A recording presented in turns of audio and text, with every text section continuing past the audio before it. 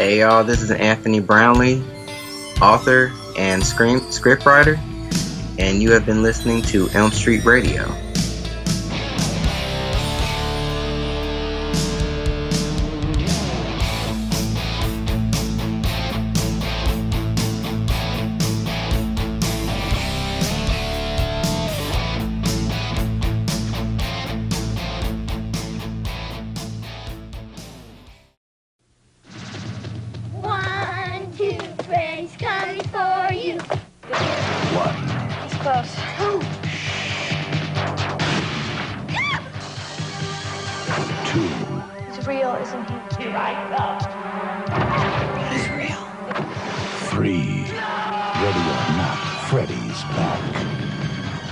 Nightmare on Elm Street, Part 3, Dream Warriors, rated R.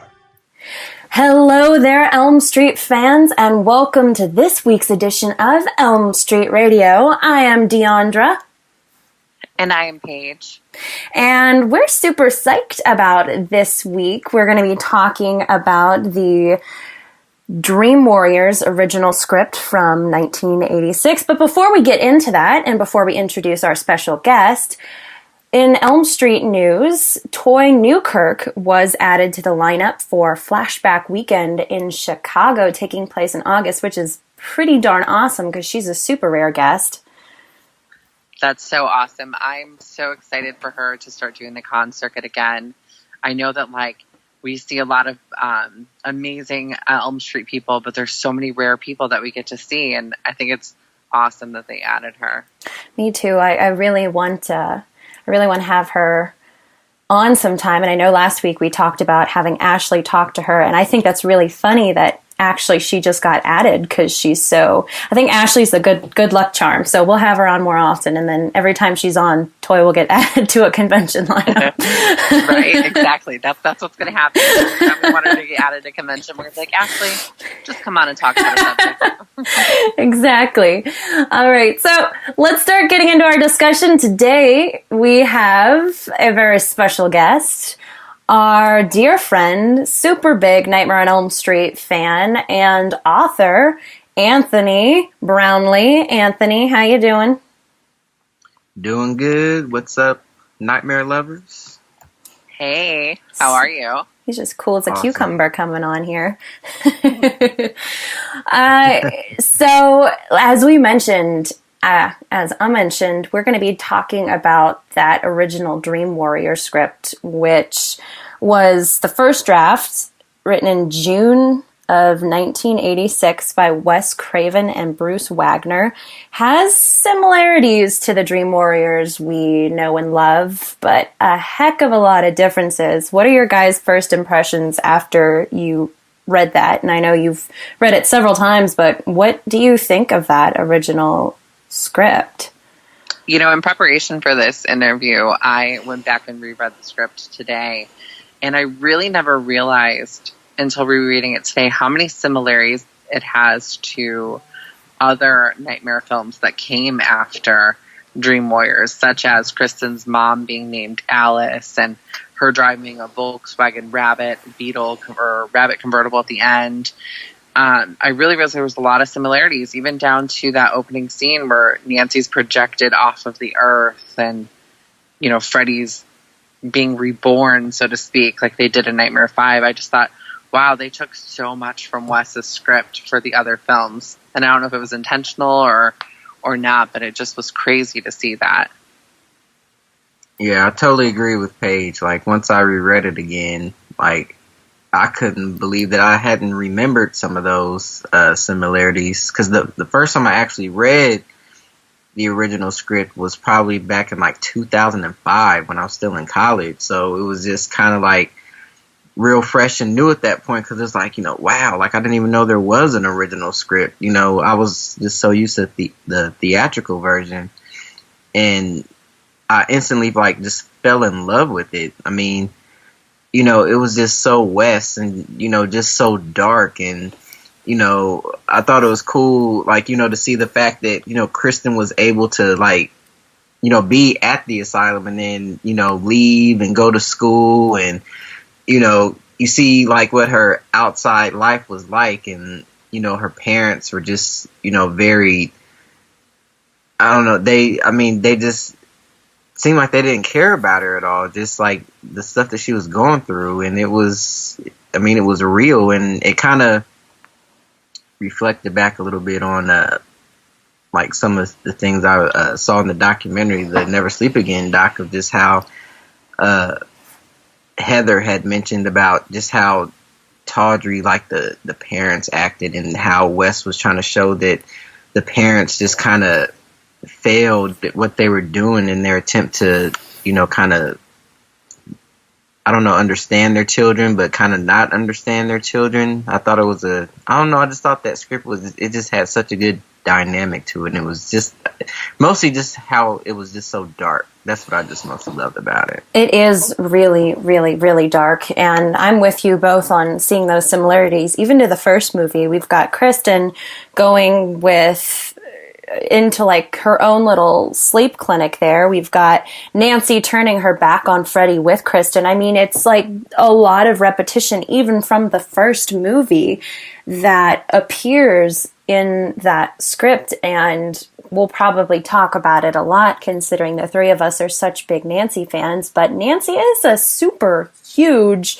cussing firecracker in that original script. And it's not just her. I mean, Freddie is throwing around some major cuss words in there. And just even within, I think, the second page, he drops the F-bomb just on the second page of the script. He just goes right for the throat. And it's just filled with all kinds of stuff that really is super shocking, and it makes me wonder what would have happened to the film had it been released like this. There's so much for us to talk about going forward with this script. I almost just wonder if Wes wrote it that way, knowing that when he filmed it, things were going to be cut by the censors, because Freddie is really vile in this film, even right down to when he transforms into the snake and says, "Give Freddie some head." It's like, wow, like it's so shocking in a way to know the Freddie that we have today say things like that. It just was so shocking to read that and be like, wow, I can't remember this. And the language that he speaks, even like you said, Nancy, the language that she speaks, it's a very dark, disturbed, grown-up version of the Nancy that we know. Yeah, and even speaking of dark and disturbed, we have Donald, who the original script refers to as John. Nancy's father is like a Yoda who also curses and is kind of crazy, and he's dropping his words of wisdom on everybody, and he cuts off his eyelids to stay awake. And that's just really disturbing. And the way he goes out flinging himself into the fire, that is, I don't know. Okay, before we speaking of things that happen in the script, I don't know if we're going to be spoiling anything for people. This is where it gets kind of tricky because not everybody's read it, and I don't want to give spoiler alerts, but at the very same time, there's so much for us to discuss about this script that is just wacky and wild and way out there. Listener beware. We're going to yes. Okay, so we will link the original script with this, but from this point on, listeners, if you don't want to be spoiled, read that script and then come back and listen to us. Yeah, good thinking there, Paige. Good thinking there. What moments stand out to you guys as far as, because even from the very beginning, okay, that bit with the redhead and how even when Nancy wakes up, there is this stench in the air and there are these crows circling around the top of this tree. I mean, that is just so disgusting to me. That is really scary to me to just think that this girl is up there rotting away and these birds, and as one of the officers says, they can't even identify her because the crows got to her. I mean, that's just, ooh, it's so much darker than the original movie too. I mean, this just takes it to the extreme. I mean, it really, so many aspects of this film just make you want to kind of puke in your mouth a little bit. Oh, I don't know. I don't know about you guys. That's why I love Wes so much. I mean, Wes was, like they said they had with each Nightmare film, they always asked him, to kind of come back and, always just felt that Wes was somebody who was just constantly outdoing himself. I mean, because, I've always been one of the sayers that had this script been the one that was chosen to be the theatrical version, there is, like, no way, like, in hell that they could have made the big jump to, like, Nightmare 4 where he becomes, like, the Nightmare, the MTV Freddy, as I kind of call him. And, because there was nothing in the script that was, like, remotely comical. Those lines that were in the theatrical version, like, the welcome to prime time, bitch, and, just those kind of lines, they just weren't there. And it, it was just all just deep, demented Freddy. And then some of those scenes where Nancy, was talking to Neil about, when she goes back to the ranch house and, he was getting to her while she was awake now and she can't understand it. And it kind of makes me wonder, because I had heard some stories that Wes had originally wanted to, like, do the new Nightmare script when they were doing Nightmare 3. But, that the producers thought that was way too out of the box, considering that they were trying to, like, build a franchise and, that film where it was, like, real actors and, real experiences were going on.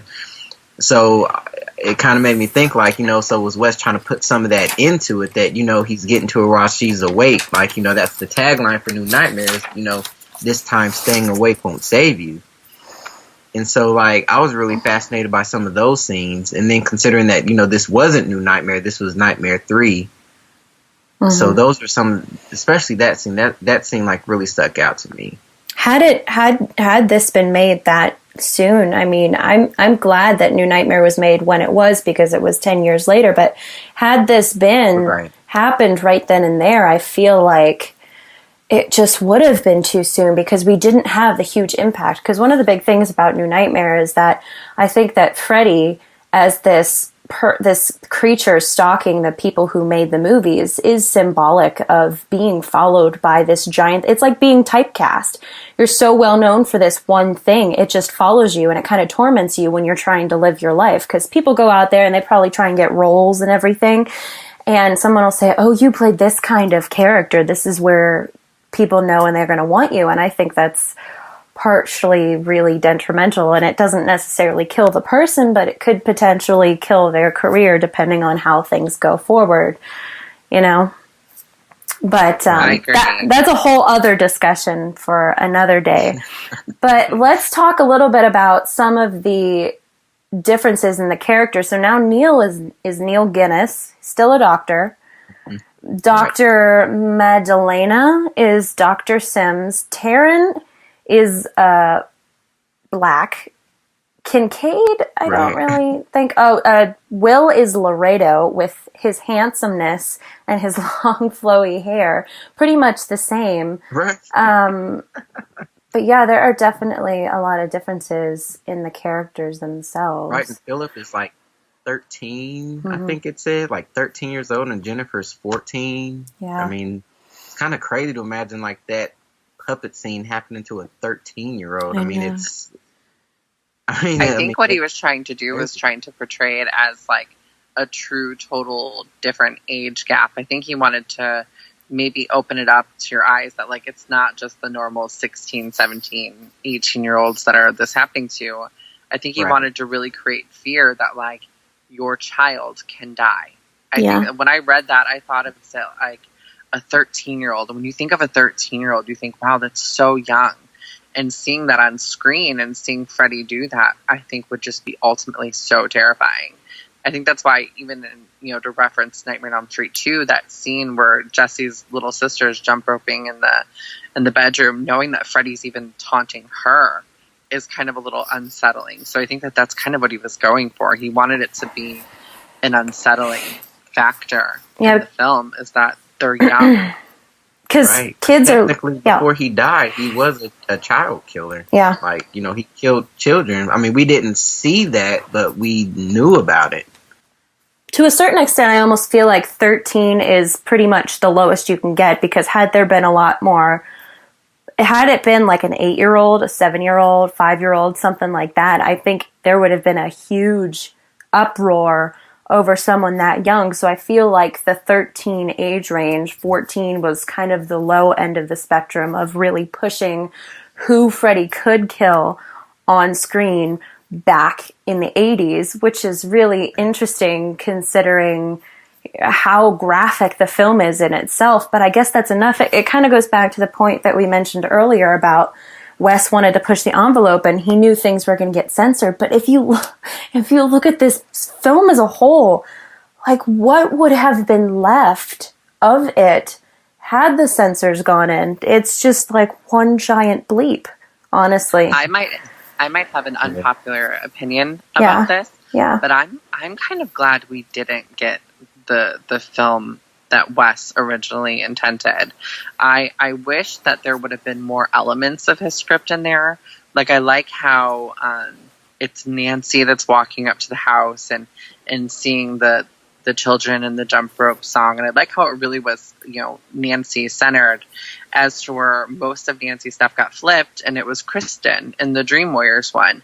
But I really connect so much with the film that we got. And I really did like the dichotomy between all of the inmates, all the patients together working with Nancy. But unpopular opinion, I'm sure. I'm kind of happy we didn't get the Wes script. Well, I agree with some of that, because like you said, a lot of the elements with, the kids and, them learning their powers and just the way their bond formed. And I mean, and one of my favorite scenes of the theatrical version is when Nancy, finally reveals to all the kids, like, I know who's trying to kill you. And she did like that. Her speech, her monologue is like probably like my favorite scene of like the entire, film, which, I mean, people probably think I'm crazy because there's so many awesome scenes in that movie, but that's just one of my favorites, is because you see like how chilled they are and just like they can't believe it. Like, they finally have an answer to this, and, they're not crazy. And right. I just feel like, but I just wish the more elements that I wish from Wes's script that was in the film that we know is the Nancy stuff. And, I liked how in his version that it was centered on Nancy. And, I love how she was more to herself from the original, as opposed to like her being more of like, the mother to like, all the kids. And, she, in Wes's script, she just had that fierceness that I loved about her. I actually loved more of those scenes that were between her and Neil in Wes's script, which I know was probably the popular thing for me, is that I love the fact that Nancy and Neil had this, love scene. Like, Anthony, no. I know a lot of people are kind of like, what? Like, but I really did. It just felt like, because Nancy had grown so much, and with all she had been through, I felt that in Wes's script she was more rogue, and she had to grow up so fast that, with her having this love scene with Neil was almost kind of like, expected in a sense. Like, she, pretty much had come into herself, and she wasn't just, didn't have just secular knowledge, but, she had this supernatural knowledge. So she was kind of like,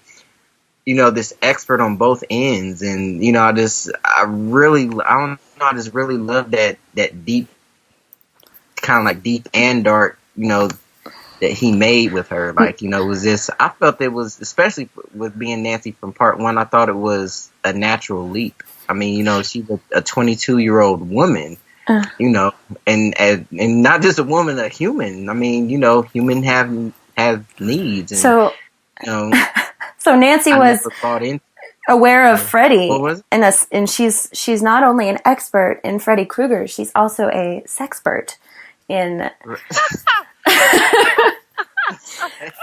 From what I'm getting from that, yours is an unpopular opinion. Mostly, I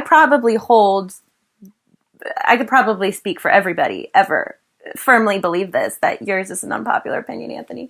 But no, I was not expecting that when Nancy, she's fallen asleep. I mean, Neil is such a freaking creep in this. He the first night she comes to spend the night in his house, he's looking at her, and there's commentary that's like, she's so beautiful when she sleeps. And I was like, oh, God damn it. Like, what is this going to happen? And it just keeps happening. And Neil is just this horn dog who's in it. So, but you know what? I will say Neil is more likable in Wes's script than the wiener that we ended up getting in Dream Warriors as we know it. So I'm going to make that point there. But no, oh God, that Greyhound bus. And then he had to go into being graphic about it.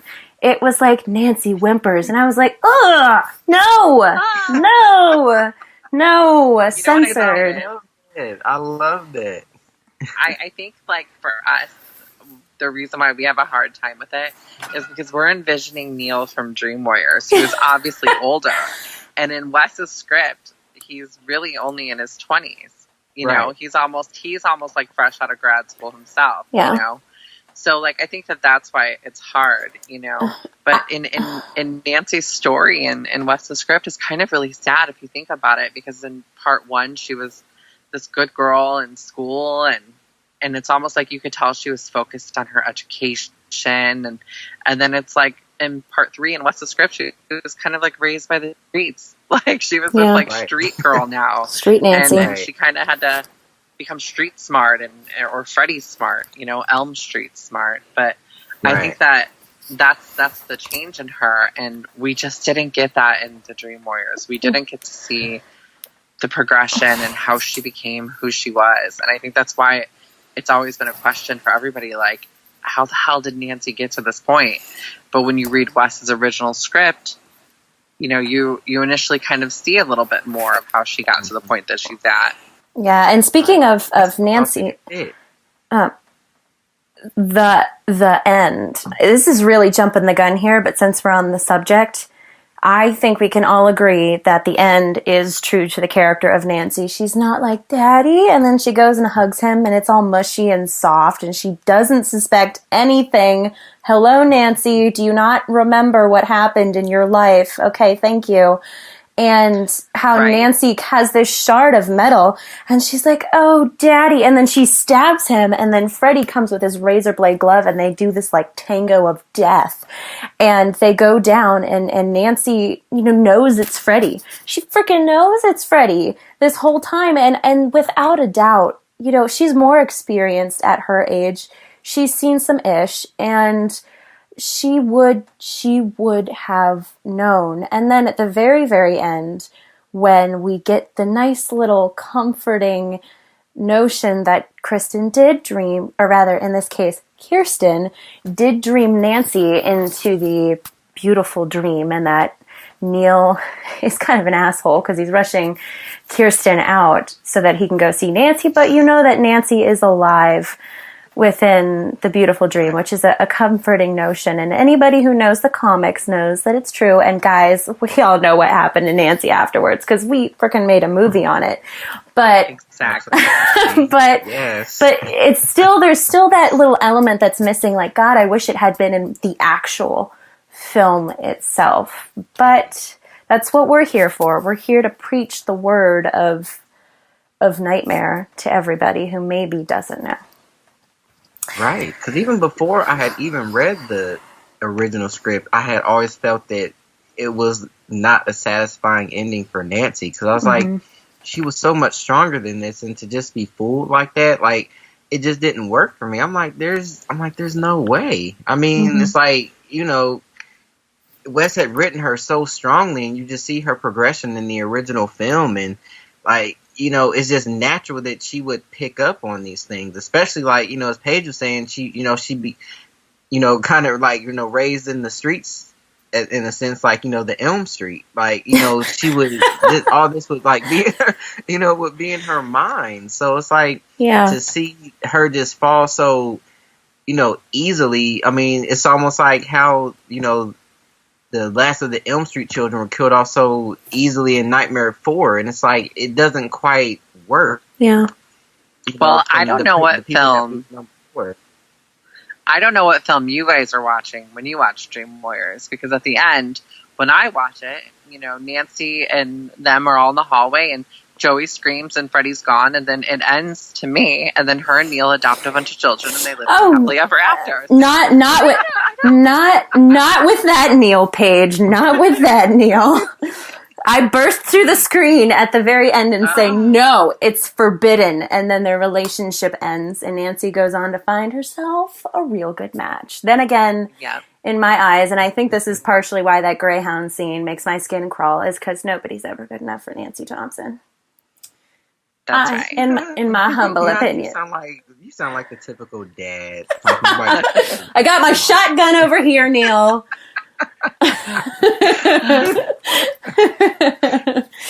Yeah. Oh, let's talk about the kills in this original script. Taryn, Laredo, even Kincaid. Philip is pretty similar, although there is that blank page, but I'm assuming he gets hit by the car, but there's still that a little element of mystery there.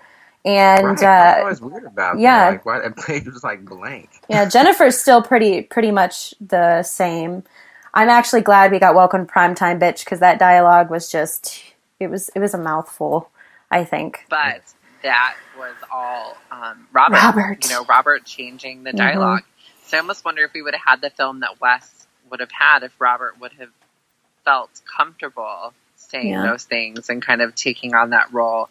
I think that once Wes was no longer involved with Dream Warriors, Robert and Heather kind of really stepped up and were like, this is our franchise, so, right. Heather being assertive on set and making sure that like all the younger actors were okay. And, Robert really feeling like, this is my character. I take ownership of him. I can say these things. Yeah. It almost, if they would have had Wes's script, he probably wouldn't have done that out of respect for Wes. Yeah. But, by the time the script had reached Dream Warriors, there had been like 4 or 5 writers on it. Yeah. And, so I that dialogue is so dialogue heavy that he says to her. And then in Dream Warriors, we get the simple, this is it, Jennifer, your big break in TV. Welcome to prime time, bitch. That is so, it's the most famous line from A Nightmare on Elm Street. Yeah. Right. So Taryn's death is not really, she in this one goes up to her grandma and hugs her, and her grandma's stomach comes alive and consumes her. And Freddie is so frustrated by the fact that he can't eat her fast that he cuts off her remaining foot and flings it into the hallway. Dear Wes Craven, I love you. You're a genius, but what the hell were you thinking? What were you on that weekend that you were in that cabin writing this script? Well, let's not forget now. Let's not forget now. Bruce was part of some of this script. Now I do remember Wes saying at some point that he was a lot of times he was off kind of working on Deadly Friends, so some of the helm got passed on to Bruce for some of those weeks that script was being written. And Bruce took the same drugs. Passed on to the wrong.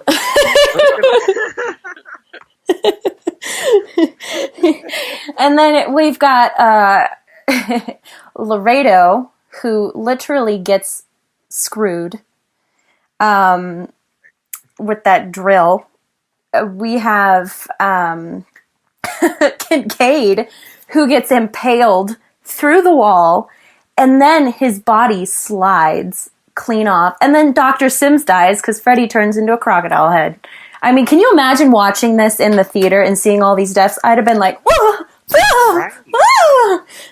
I don't think the franchise would have survived. No. Honestly, I think that would have ended the franchise with this film. Yeah. Right. But I felt like that's what almost Wes was trying to do. And I felt like maybe that's what the studio kind of thought. Maybe this will kind of be our last, because I remember them saying, like, well, I'm sure you guys remember where they were talking about after Nightmare 2, they weren't exactly sure where the franchise was going. Mm-hmm. So I always wondered if maybe they told Wes, and maybe the reason why Wes actually came back for this particular script or this movie was because I was thinking maybe they had told him, this might be the last one, maybe this, has kind of run its course, and, you kind of come back. And I always felt that maybe that's the reason why he killed off Nancy, was because this was supposed to be kind of like the final hurrah, and like, where the movie kind of started, this is where it's ended with these two, and they both go down in kind of like this blaze of glory. Yeah. But then you kind of get that nod at the end that, maybe, it's the end for Freddie, but maybe not for Nancy. And, but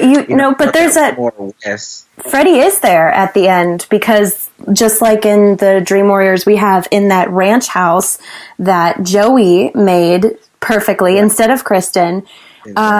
Freddie, the light turns on and you hear the scrape of metal. So it's like, there's part of me that thinks that, there's that typical nightmare ending. And then there's another part of me that thinks that Wes was like, I do not want anybody else touching my story. I'm going to write this and I am just going to completely shock everybody. I'm going to destroy anything from here on out. So I'm like halfway between both sides of How do you guys feel about that ending? And both in Dream Warriors and in the script, where like the light comes on in the house. To me, I always thought that was Nancy in both versions. I never thought that was Freddie. Even now when I watch it, like, I don't ever think of it as Freddie. I always think of it as Nancy, like she's saying she's home or she's here, like for Neil. Yeah.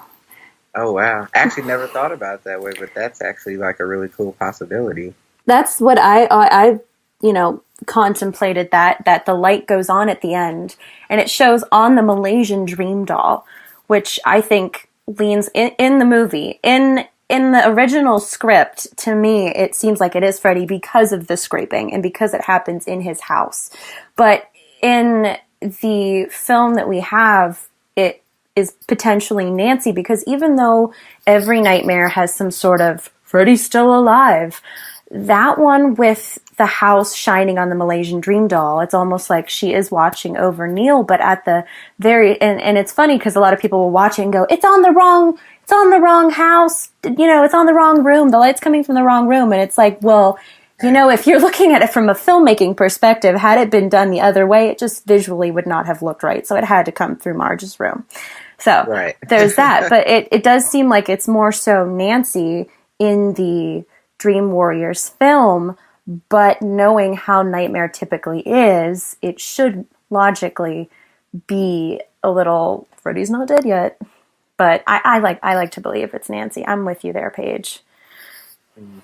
Because even like Freddy's death, like even like, with the theatrical version, like, he's, the remains buried in, hallowed ground. I mean, in most cases, like with anything, that's pretty final.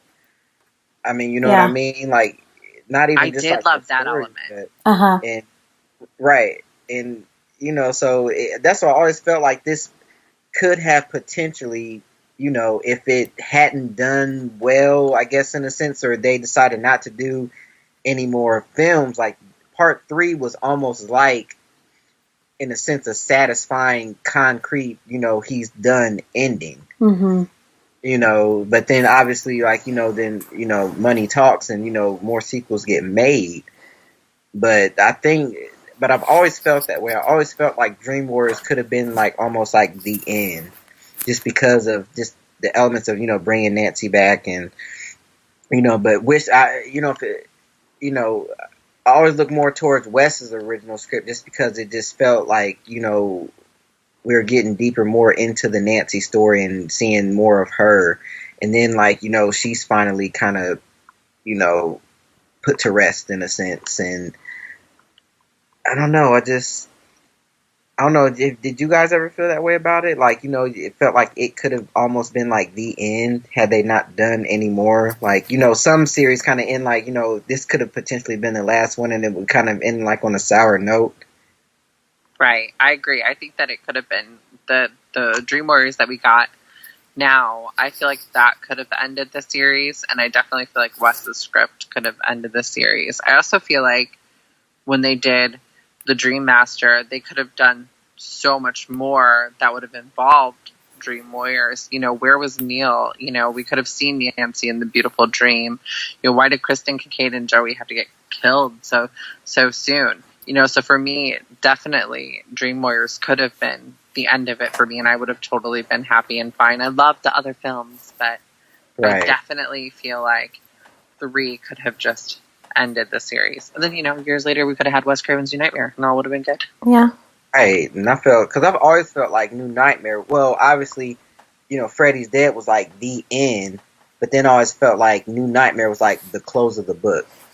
Because I always felt that, regardless of what happened to all the, characters of the entire series, that Nancy and Freddy just always had this particular bond that would just kind of go beyond measure. And like, you even see it in, the original Dream Warrior script, just how Freddy just kind of likes to taunt her and play with her. And like, they just kind of like go back and forth at each other. I never felt that any other character had that particular relationship. I mean, obviously there were other survivors, but Alice, always felt that Alice was probably more Freddy's penultimate foe, whereas Nancy was always his ultimate.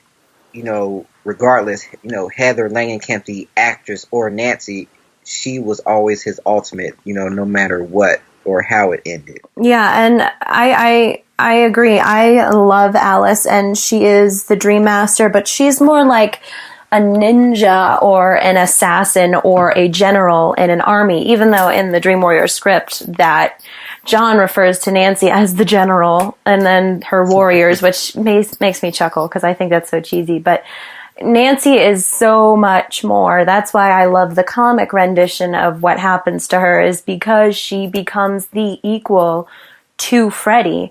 And, she comes and saves Alice too, because Nancy and Freddy are just so separate. There is that tango. She is good.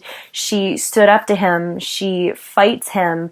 And Freddy has this thing where you never know if he's going to kiss or kill her, as, Robert Englund discusses between their relationship. And it's something that is just this beautifully disgusting, interesting tango, and that's why I love to see Nancy and Freddy together. And I think that it could have been a really good ending had they stopped with Dream Warriors. But that at the same time kind of makes me think about Freddy's revenge, like still the cream and the little Oreo there, kind of just hanging, but it still ties in with the first movie in its own way. It's just not referenced after that at all, which I think is kind of strange. And I would have loved to have had something in Dream Warriors that ties it into part 2, and I'm not sure why they didn't. Maybe because it didn't do so well and it almost ended it. They're like, let's just forget about it.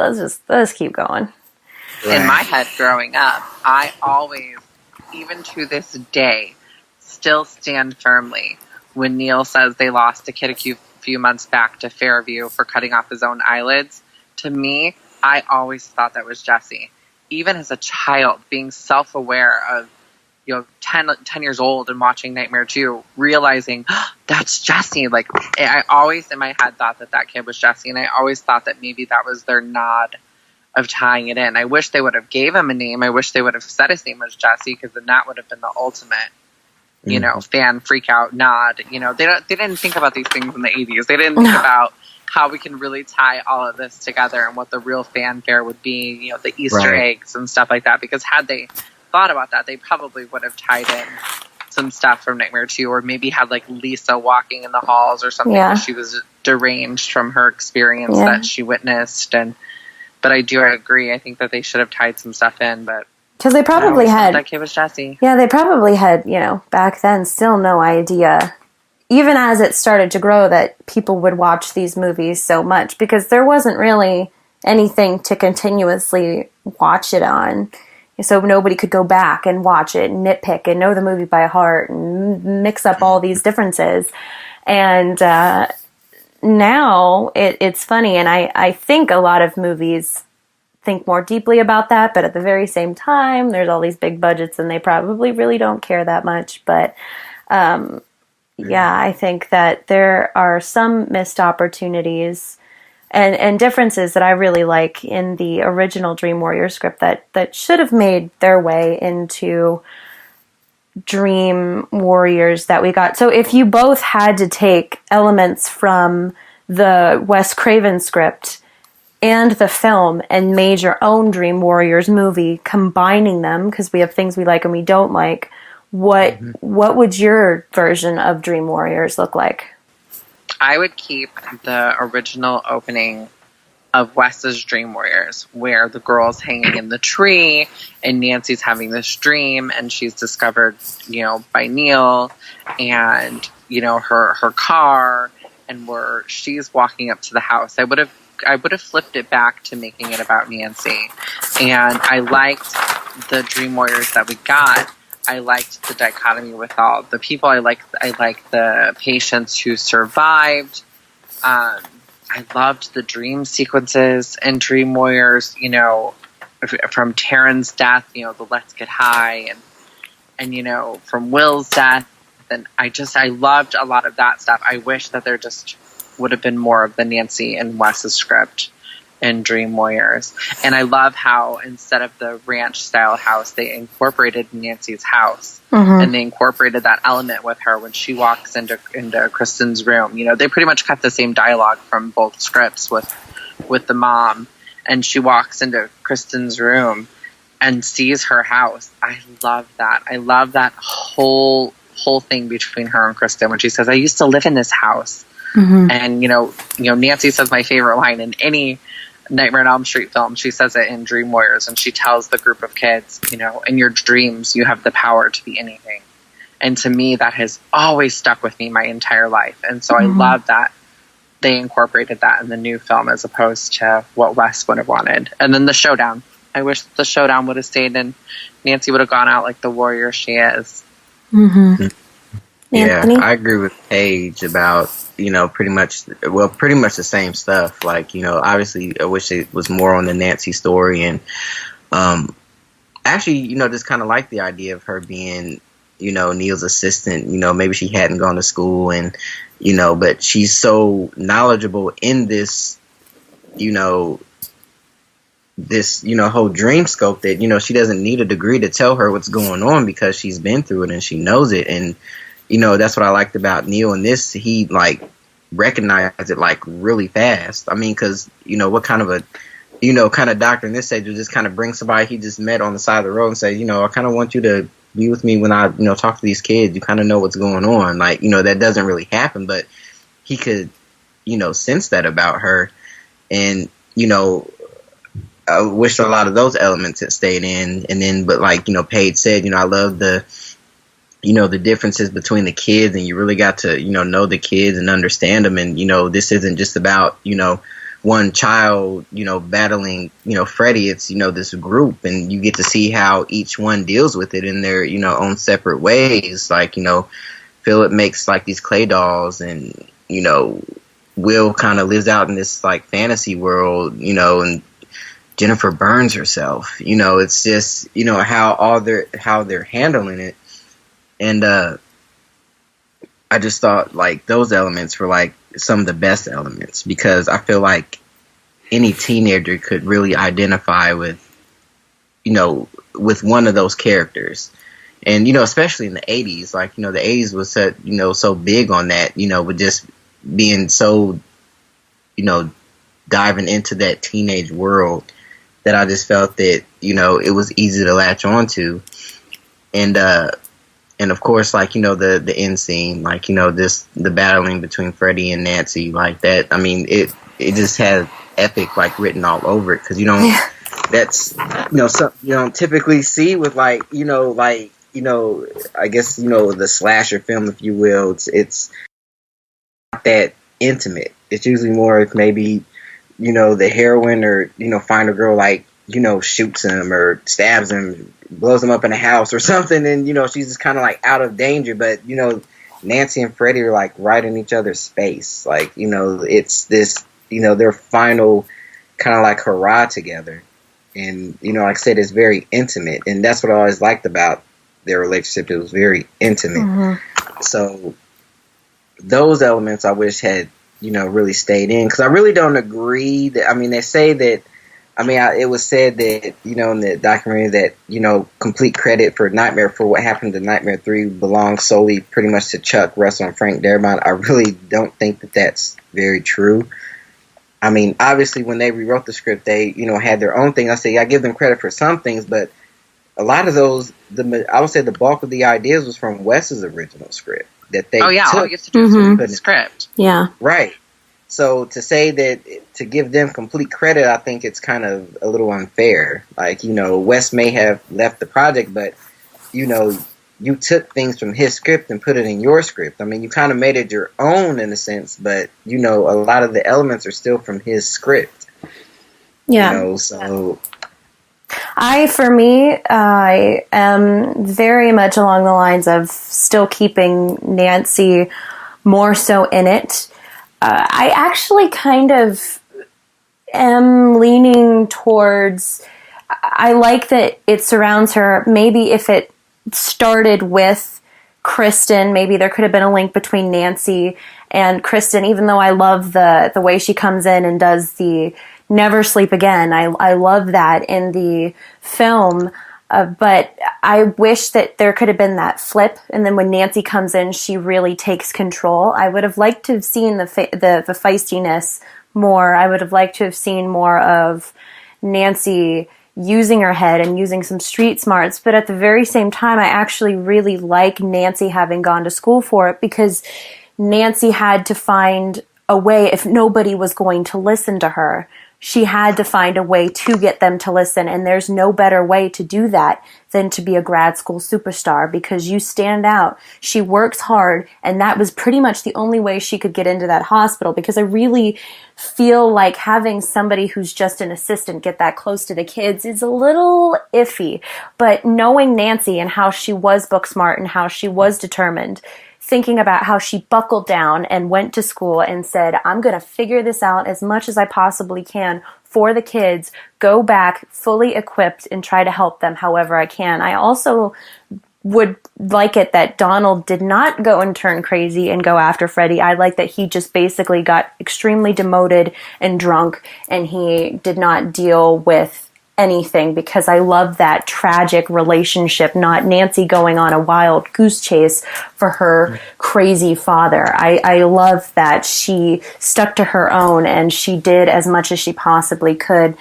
I would have preferred a little bit of the Neil from Wes's script. Still keeping the Greyhound scene out of it. That would have been nice, because I do like it in Dream Warriors that you get the feeling that Nancy and Neil have a thing. I mean, it's pretty obvious, but at the same time, there is really no romance, because it's like Nancy has her own thing that she's got going for her right now. She's trying to take care of these kids. She's trying to get this, go after Freddie with this new knowledge that she has, new tools to go in to fight him. She really has no time for the sex with Neil. But at the same time, there is that little bit of that raunchiness. Nancy just is even slightly feistier and tough than she was in the original as a grown woman. And of course, I'm with you guys on that final showdown. And if there could have been some mention of Nancy in the end with being alive in the beautiful dream, even if we had the little zing, hey, Freddie's still alive, guess what? So is Nancy.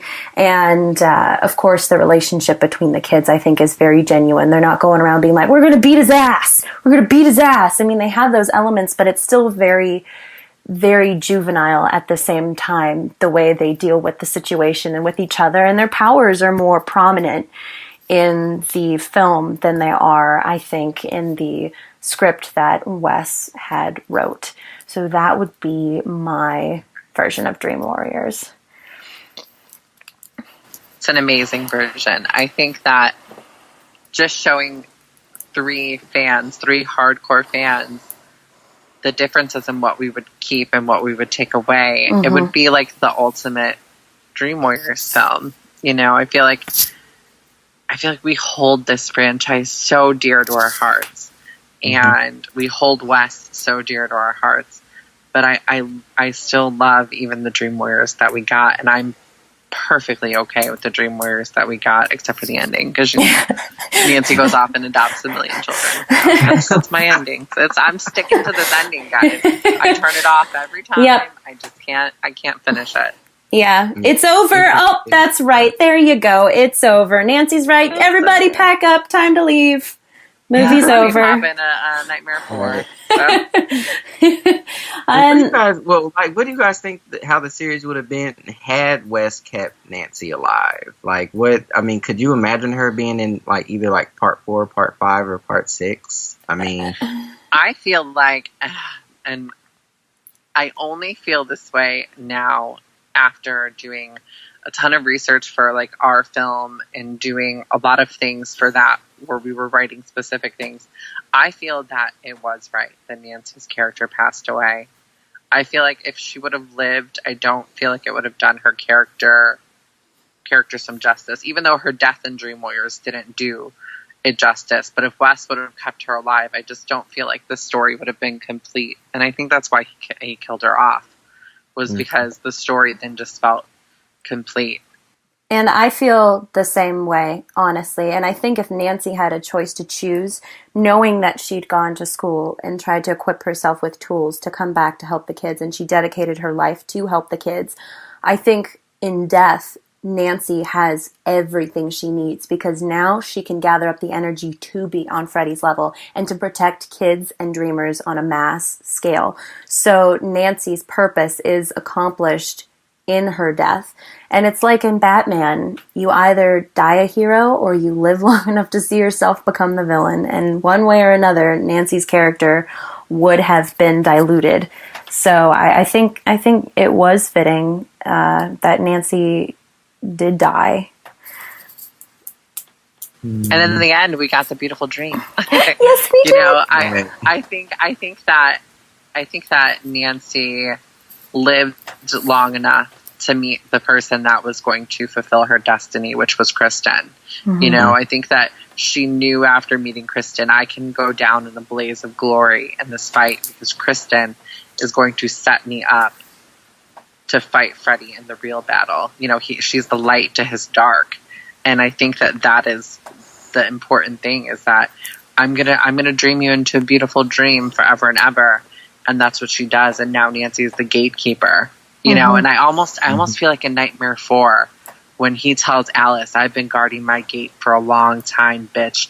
I almost feel like that is a reference to Nancy being the gatekeeper, because, I feel like Nancy is the dream master. I really feel like she's the one who's blessing Alice and, giving her the tools and saying, you can fight this, you can fight this dream sucker, And so I really feel like that was truly Nancy's destiny, was to cross over and become Freddy's true adversary. Yeah.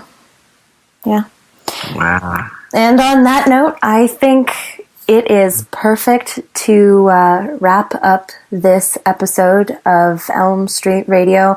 I know we could talk about this for such a long time, but maybe there will be a part 2 on the discussion of the series and how things might have unfolded, or some of our own quote-unquote headcanon, as they put it, for truths in the series that weren't explicitly stated anywhere. Just like you talked about, Paige, that it was Jesse who took off his own eyelids. So that'll be a discussion for another time. But before we go, I'm actually just going to have Anthony say this line, since sometimes there is a little bit of an echo. But Anthony, would you do us a favor and say those infamous words that Nancy says to Glenn over the phone before she hangs up and before the baseball bats, boogeymen, and midnight? Whatever you do, don't fall asleep. That was awesome. So for this episode of Elm Street Radio, I'm Diandra. I'm Paige. And I'm Anthony. And we will see you next time right here on Elm Street. Oh, we're the Dream Warriors. Don't wanna dream no more. We're the Dream Warriors. Maybe tonight you'll be gone. We're the Dream Warriors. Ain't gonna dream no more. And maybe tonight you'll be gone.